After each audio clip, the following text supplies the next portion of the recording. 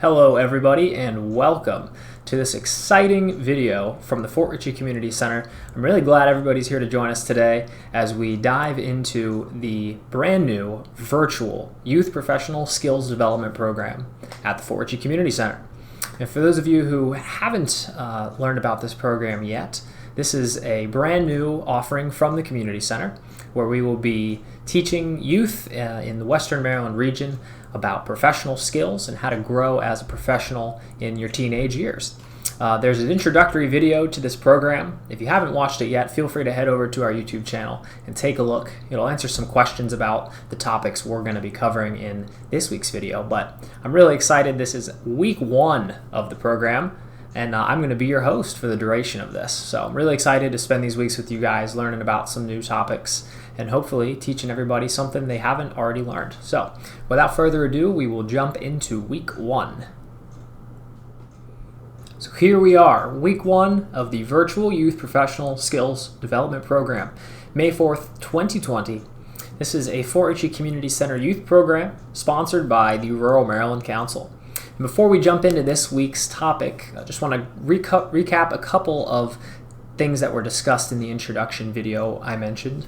If you do want to recap that, don't hesitate to jump over to our YouTube channel and watch the program introduction video. So as I did say already, we're super glad that you guys are going to be joining us on this journey, and thank you for being here. We have one important piece of information to cover, and that is that participation in this program is free. And for those of you who have watched our video or seen some of the posts we've made online or in the newspaper about this program, there's an option for the participants to earn money just by coming on every week and watching the weekly video. So that's pretty exciting. But something that's important to know about that is that you must be an enrolled participant of this program in order to earn that weekly stipend. So if you haven't done so already, in the description of the introduction video, there's a link to sign up for the program if you aren't already enrolled. And once you've done that, I'll get a notification saying that a new participant has signed up. And later on in this video, when we talk about how to earn the stipend this week, you'll follow that same process once you finish the enrollment process. But if I get a response from you for the weekly stipend question this week, I will unfortunately not be able to award you that until you've enrolled. So be sure to keep that in mind. So as I just mentioned, there's a weekly question somewhere in this video, and that will be the way that you earn this week's stipend, by answering that question digitally. So we'll cover that more in a few minutes. And there will be a submission link for that question in the description of this video. So this week's topic is something that I'm super passionate about and I think is really relevant during the time that we're here at home. This is a new stage for a lot of us. Many of the folks that are experiencing these times, this is brand new. So we're having to learn how to do things differently or learn to do some new things. And one of those things, for me especially, is learning how to stay productive while I'm stuck at home.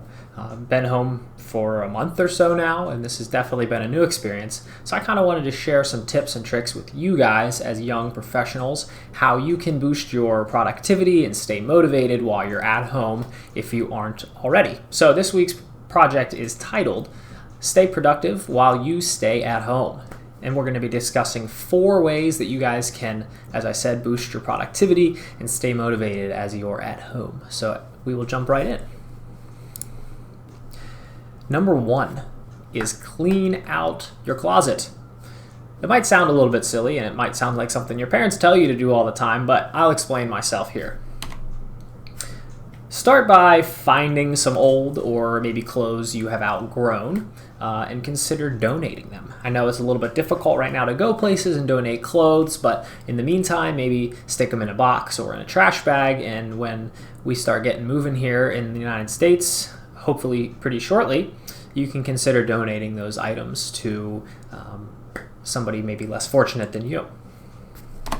And one thing that getting rid of old things might help you do is to see what things that you want to keep and to pick out some items out of your wardrobe that are professional. And I put professional here in quotes because that's definitely relative to where you're at in your life. This program is for 12, 13, 14, 15, 16, 17-year-olds. So quite a range we have, and that's a lot of different life stages. So keeping that in mind, we'll talk about some of the things that you might want to find in your wardrobe that you might want to hang on to for the event of a professional outing in your near future. And if you don't have any of these items, that's okay. I encourage you to maybe, if you take some clothes to donate in the near future, maybe look to pick up a professional outfit for yourself for when the time comes to wear it. So what kinds of things are professional, you might ask? Things I do consider professional.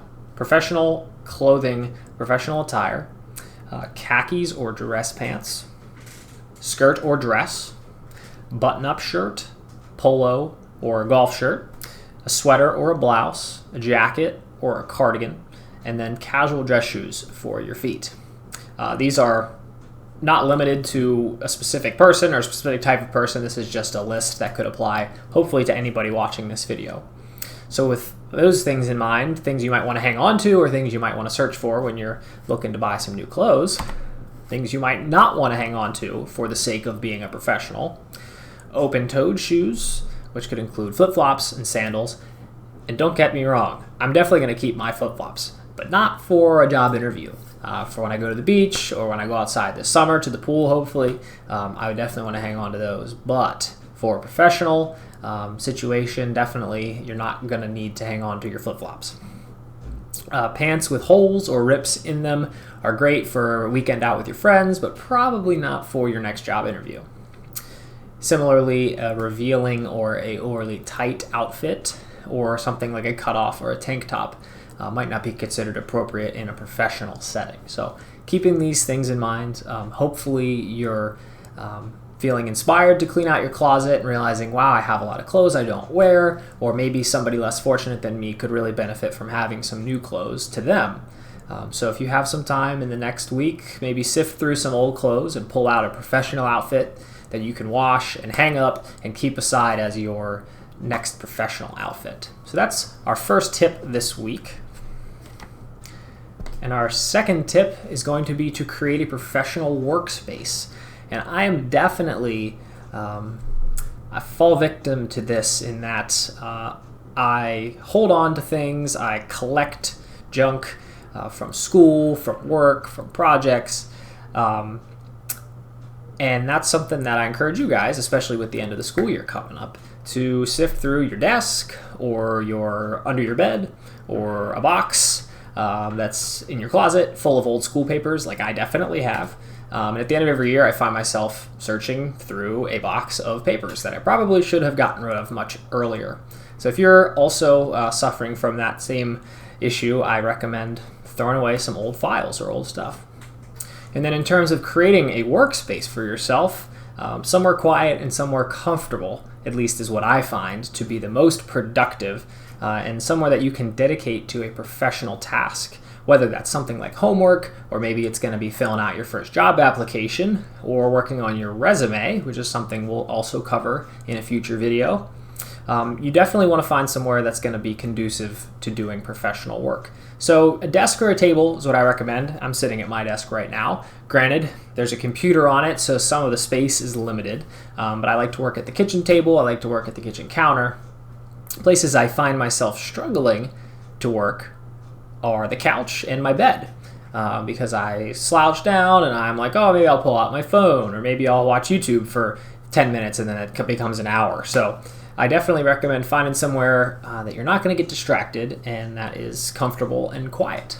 And finally, once you've selected your workspace, take the time to reduce clutter from that area. As I mentioned, you don't want it to be a distracting environment, so don't have a bunch of food and drinks and snacks around. I'm definitely guilty of that. And remove any unnecessary electronics. Maybe if you need your phone or your laptop or your iPad to do schoolwork or homework, something like that, definitely keep those around, but maybe turn off your notifications so you're not inclined to jump on your social media or jump on YouTube. Limit yourself during professional times in your professional workspace and make that your dedicated area to do things that are important to you and should be done without distraction. So that's number 2 this week. Number 3 is equally as important in my opinion, and is also something I'm very passionate about, is to get into a routine. Or if you already have one, improve yours. I definitely had a routine before this quarantine started, and it has definitely changed since I've grown during this time. And something that I've found has been super helpful to me that I didn't necessarily do before was waking up at the same time every day. And I know that can be hard, especially when maybe you're not in school, so you're like, well, I don't have to go catch the bus. Or you're not having to get up to go to work before you go to school, something like that. It's definitely an important part of life to maintain habits, healthy habits, and part of a routine is dedicating time to get tasks done during the day. And one way I find that's easiest is to get up at the same time every day and do the same routine in the morning. Whether for you that's noon, or for me it's 5 a.m., or for somebody else it's 9 a.m. Whatever time you dedicate as your wake up time, you should stick to that, whether it's Monday, whether it's Saturday, whether you're sick. I was sick a couple weeks ago and I still got up at the same time just about so that I could maintain my routine. So keeping that in mind, that's one thing I really recommend in order to produce create a more professional atmosphere in your lifestyle. Second, which this has definitely been tough since I've been home, is that reducing time on social media and time on electronics. They are an everyday part of life, but unfortunately they can be a huge distraction. And one thing I know, it kind of can get in my way when I'm working on homework or when I'm working on a project for work, like creating these videos. Technology can definitely get in the way. So practice while you're at home, reducing time. Like when you're at school, you're not able to be on your phone all the time. So practice that while you're at home. That way when transitions come back into life, you're going to be a little bit better prepared. And one thing that I also recommend for part of your routine is create healthy brain building habits into your day. If you don't already, I know some of these are hobbies that a lot of you probably have, but if they're not, maybe make them a new hobby and incorporate them into your routine. So reading, exercise, puzzles, coloring, drawing, and writing. Every day, right before lunchtime, I do a workout. That's a part of my daily routine every single day. Every night before bed, I read. During the day, sometimes I work on puzzles or do writing. So work to find a category like these that's something you're interested in, something that's accessible to you, and something that you have fun doing, most importantly. If you really just don't like to read, that's okay. Maybe exercise or writing is something that might be more interesting to you. Or even coloring. I really like to color. So keep these in mind. If you have a routine, maybe try to incorporate one of these into it. Or if you don't have one, maybe pick some of these to start out. Pick something easy, and slowly you will form habits that are professional and productive. And our fourth category, which is our final category for this week's video, so we're almost at the end. Thanks for sticking with us, guys, is going to be to research careers and research jobs that interest you. One thing that's nice about not being committed to school, not being committed to work right now, not being committed, maybe if your job's on hold or you're working from home, you might have some more flexibility in what you can do during your day. And one thing that is definitely beneficial from a productivity and a professionalism perspective is to use time to research jobs and careers. Some of you on your applications for the program indicated to me that you were really interested in education or being a firefighter, something like that. If you have a career in mind, that's awesome. This is a great opportunity to research that career, because I knew when I was in high school, I was like, oh, I really want to be a pilot. But it wasn't until maybe my senior year that I was like, oh, I need to probably make some decisions about that. So you guys are in a great position now, early on, that you can start researching, and maybe you find something about a career that really just sparks your interest, and like that's something I really want to pursue. Or maybe if you're in the boat that you have no idea what you want to do, which is also totally fine. Some of the resources I'm about to show you might help you in that search, and maybe you will find a career that might interest you in the future. So the internet is a great resource, and luckily most of us have access to it. If you're watching this video, you probably do. So that's a plus. The first thing I recommend, whether you have a career in mind or not, is to complete a career inventory. So I'll show you a fun website that I've used here in the Professional Skills Development Program before, and that is going to be unlockmyfuture.org. This is a free website that you guys can access from home, and it allows you to complete a career inventory, which if you go to their page and scroll down, you have these options here.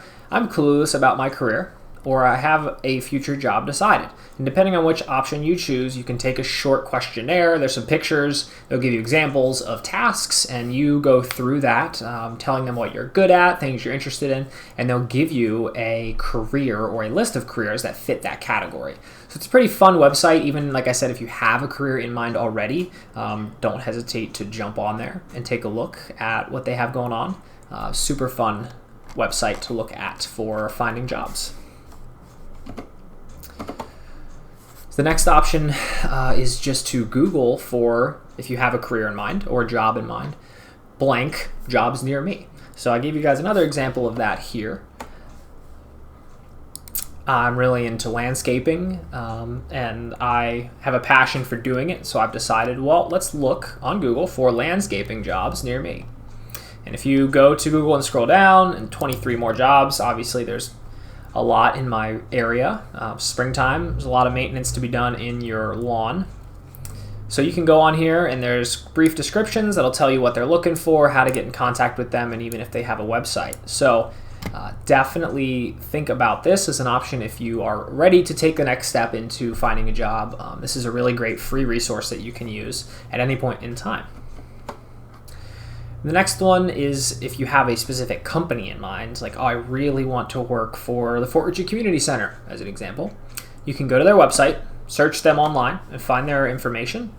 And once you've found yourself on their page, a lot of employers have a careers tab or an employment tab. In our case, we have employment, so you would find your way to that tab. As of right now, we're just accepting general applications, so you could go on here and print an application, and then you would email it over to our director for review. So a lot of companies have this page if they're offering positions. And then finally, maybe you decide you're really interested in pursuing welding as a career or as a job, but you realize, I don't know how to weld. So you're probably going to need some training or some schooling, or maybe your career requires college. So what I would recommend is just going online and looking at colleges in your area that offer some of the training resources you might need. So in the case of welding, just went online and Googled careers in welding. And in fact, I found careersinwelding.com. So this is a free website I found all about the careers in the world of welding. You can see pictures of people doing welding tasks, and there's a way you can email them and they'll talk to you more about whether welding is a career that is right for you, opportunities for training, opportunities for scholarships, and then finding jobs in your area that require training. So that's a pretty good resource, and again, this was free just through an internet search, and they probably have a resources page, contact page here, so if you had questions, you can reach out, find schools near you. So free resources online, just takes one search to find some information that might fit your interests. So that wraps it up for us this week, guys. 4 easy tips. Hopefully you will try some of them this week in your downtime. And one of them, if you're interested in earning this week's stipend, will be related to the last item we covered, which was researching careers. So this week's question, not really a question, more of a task, but just to kind of kick things off for you guys for this program, go online and do what we just did together, is search for an internet article or a news post or a video of some kind that's educational, and it should be related to the job that you're interested in. And go online to the submission link, which is down in the description below, and send that link over to me through that form.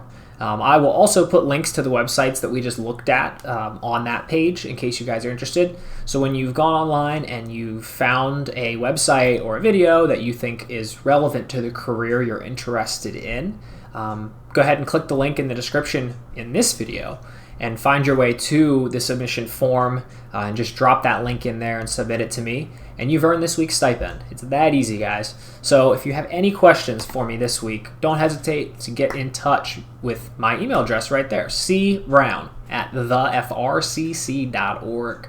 And just as a reminder, the weekly question that we just covered is going to be, the deadline for that is going to be this Sunday night. So every Sunday before the next video goes live on Monday, your submission will be due by that point in time in order to earn that week's stipend. So anybody who fills in the submission form who's enrolled is going to earn this week's $5 stipend, and then 4 lucky winners are going to be earning that extra $25 a week. And it's just that easy. Every week, $25 to 4 people, and as long as you've registered and completed the weekly submission, you're also going to earn yourself $5. And when the program ends next month, we'll get those checks out to you guys. So thanks again for tuning in. If you have any questions, get in touch with me. I hope you guys have a great week. And it is May 4th, so happy Star Wars Day to those nerds of you out there just like me. So thanks for hanging out with us today, and I look forward to seeing you guys in the next video.